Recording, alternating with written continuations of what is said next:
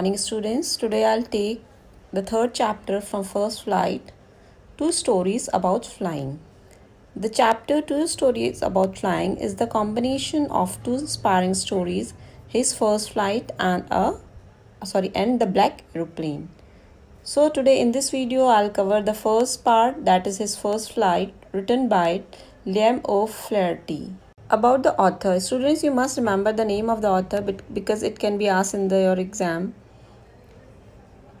Liam O'Flaherty was an Irish novelist and short story writer and a major figure in the Irish literary renaissance. He was a founding member of Communist Party of Ireland. Before starting the explanation, I'll give you the brief introduction about the chapter. This is a beautiful and interesting story about a young seagull who is afraid to fly for the first time. The writer gives a beautiful narration of the story about how the bird overcomes this fear. Through this story, the author unleashes the importance of self-reliance in life. Students, now I will explain you the entire story line by line. The young seagull was alone on his ledge. The young seagull is a kind of a bird that lives near the sea and has short legs and long wings. The young seagull was alone on his ledge. Ledge means a narrow horizontal shelf projecting from a wall or a cliff. His two brothers and his sisters had already flown away the day before. His sisters, the young seagull's sisters and brothers, they had already flown away the day before. He had been afraid to fly with them, and the young seagull was always afraid to fly along with them. Somehow, when he had taken a little run forward to the brink of the ledge and attempted to flap his wings, he became afraid. Whenever he tried to fly and he ran forward to the brink means edge, at the corner of the ledge, and attempted to fly, he always became frightened. The great expanse of sea stretched down beneath, and it was such a long way down, miles down. The young seagull was on the cliff, and while looking down, he was looking at the great expanse of sea, the white sea stretching down beneath, and it's a long way, miles way to go down. He felt certain that his wings would never support him, and he was sure that his wings were not enough to support him to fly. So he bent his head and ran away back to the little hole under the ledge where he slept at night. So, thinking this, that his wings would not support him, what he did? He ran back to his hole, his nest under the ledge. Even when each of his brother and his little sister, whose wings were far shorter than his own, ran to the brink, flapped their wings, and flew away. Although his sister and brothers, who were younger to him, their wings were also shorter than him, they flapped their wings and they flew away. He failed to muster up courage. Muster means gather. He failed to gather up the courage to take that plunge which appeared to him so desperate. He failed to gather the courage to take a jump. Plunge means jump, which appeared to him so desperate. Desperate means hopeless.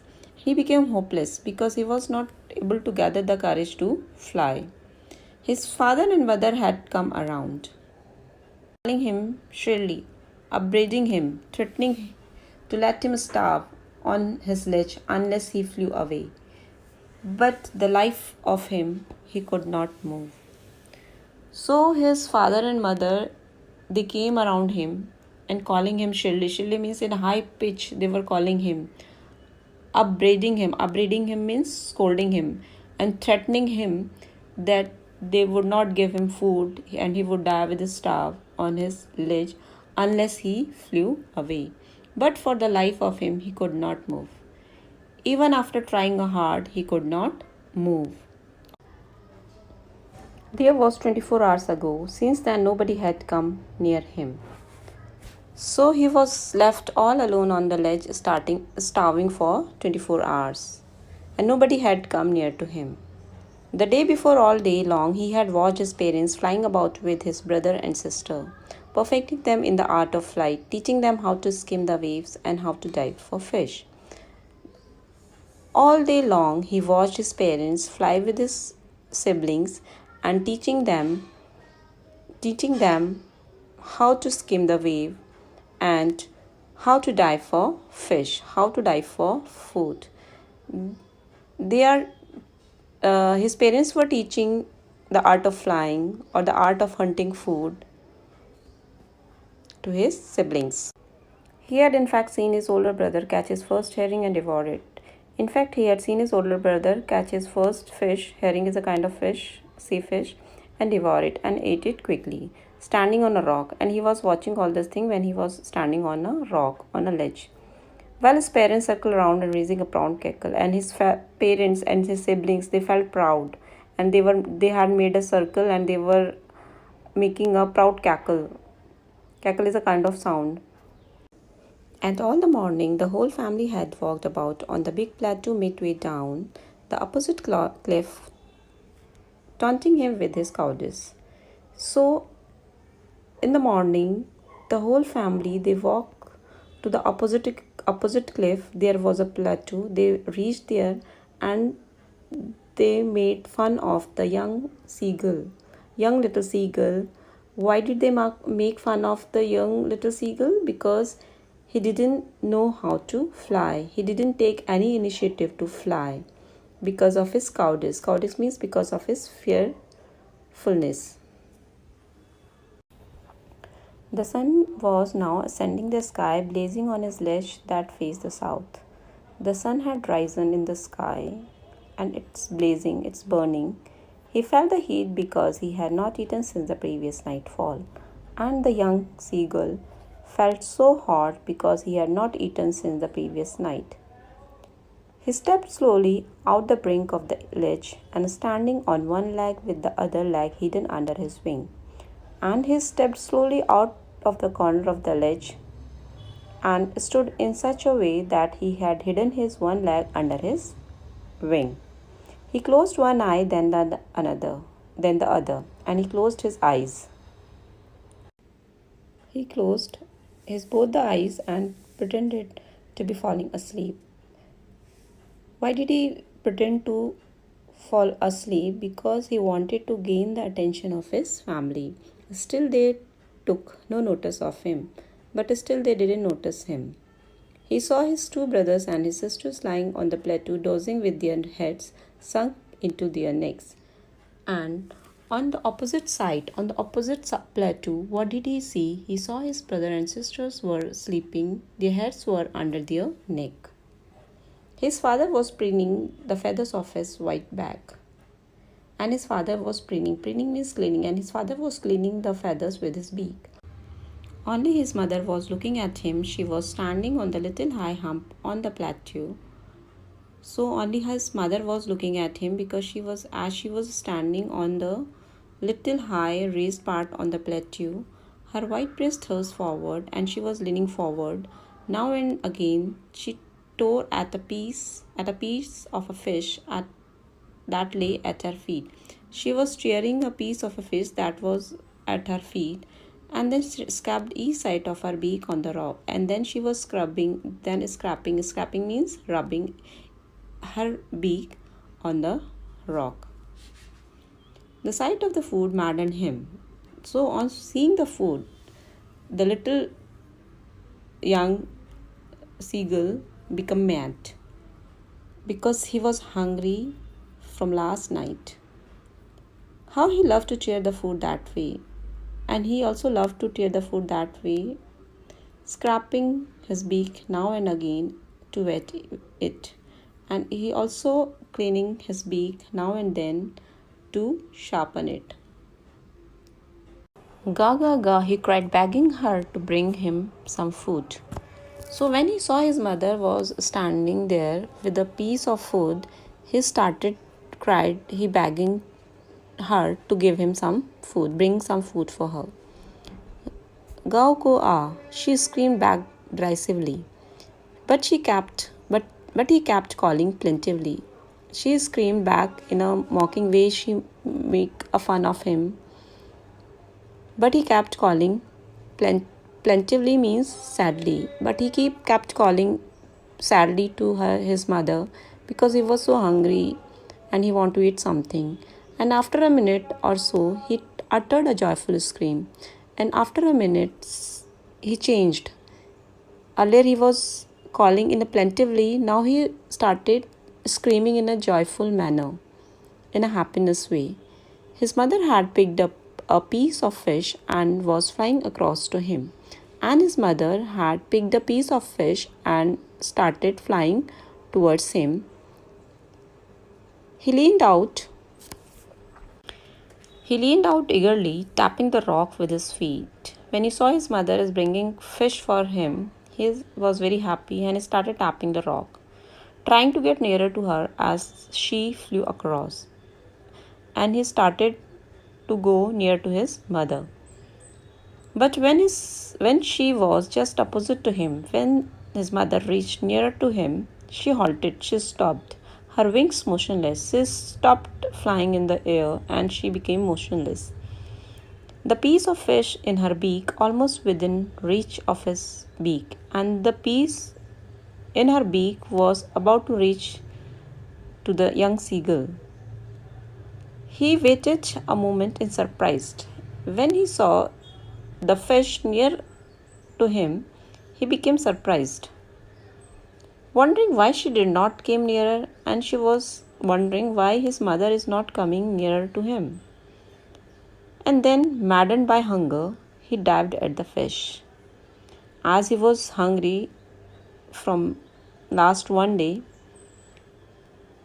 he became maddened by hunger and he didn't think anything and he dived at fish. He jumped at the fish. With a loud scream, he fell outwards and downwards into space. With a loud scream, and he started screaming, and he fell outwards and downwards into space, into the air. Then a monstrous terror seized him, and his heart stood still.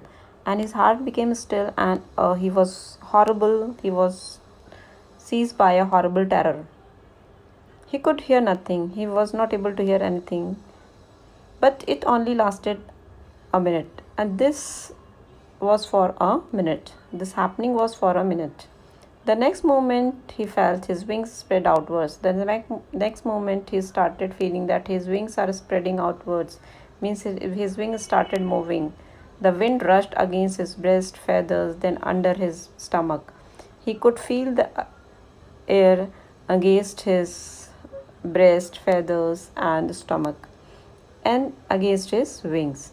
He could feel the tips of wings cutting through the air. He could also feel that his wings are started cutting the air. He was not feeling headlong now and he was not falling down. He was soaring gradually downwards and outwards. He was flying gradually downwards and outwards. He was no longer afraid. Now he had no fear of flying. He just felt a bit dizzy. He just felt a bit unsteady. Then he flapped his wings once he soared upwards. Then he started flapping his wings when he soared. Soared means flying upwards. Ga ga ga, ga ga ga, gao kol ah. His mother swept past him, her wings making a loud noise. So his mother is in excitement making a sound and just past him. He answered her with a scream, and the little young seagull also answered her with a scream. Then his father flew over him and screaming. Then they all were in excitement. They were screaming because now the young seagull started flying. He saw his two brothers and his sisters flying around him. Then afterward he saw his brother and sister were also flying around him, curveting and banking the soaring and diving. Curveting means moving with an action, banking, flying with one wing higher than the other, Soaring means flying upwards and diving. So all his brothers and sisters around him, and they were doing all these actions. Then he completely forgot that he had not always been able to fly. Then he completely forgot that he was frightened to fly and he was not able to fly, and commanded himself to dive and soar and curve, shrilly shrilling. And he praised himself to dive, soar, to fly upwards and curve and shrieking shrilly, and she was shouting in a shrill way. He was near the sea now, flying straight over it. Now the little seagull was near the sea and flying straight over it. Earlier he had a fear of sea, now he was flying over the sea.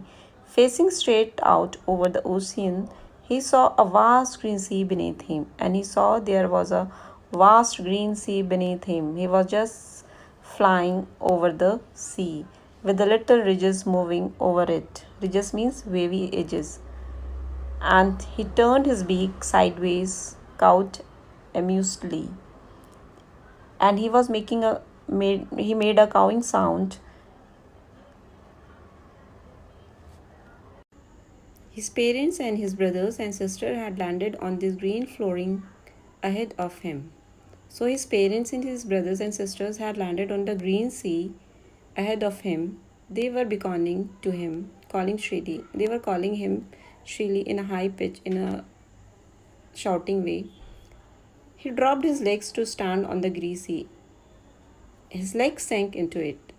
The moment he dropped his leg to stand on the green sea, his legs sank into it and his legs sank inside the water.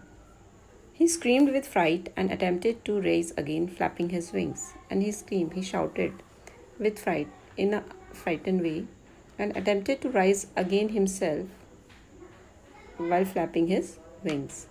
But he was tried, but he was tired and weak with hunger, and he could not rise. But he was tired and he didn't eat food for one last 24 hours, and he became weak, and due to the hunger he could not rise. The little seagull was exhausted by the strange exercise.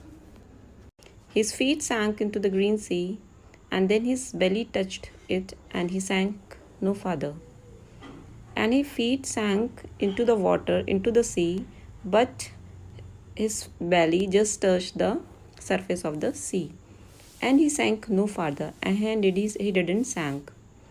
He was floating on it, and around him his family was screaming, and he was started floating on the sea surface, and he was surrounded by his family.